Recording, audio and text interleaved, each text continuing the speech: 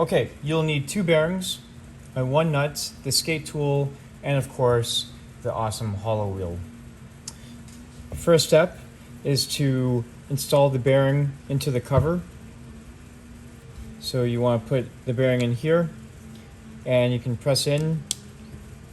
You want to make sure that the bearing is all the way inside.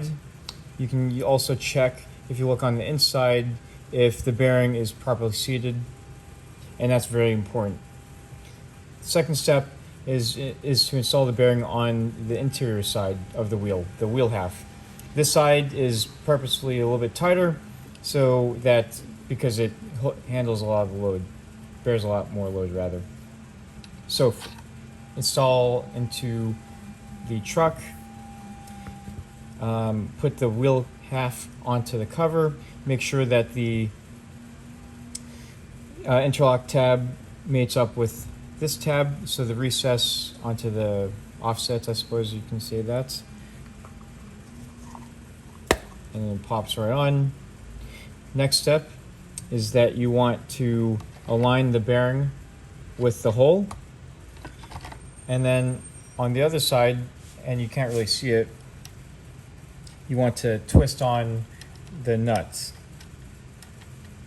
So you don't want to place any wobble in it. You want to let the nut torque itself onto, or the nut press the wheel onto the bearing. And so as you turn in, then you're going to get perfect alignment, and then you'll see that the wheel is pressing itself inside. And just be patient with this. Do this on multiple wheels on the front trucks, if you can, if your board allows us for it. And then you can see that the wheel and the bearing is pressing itself true.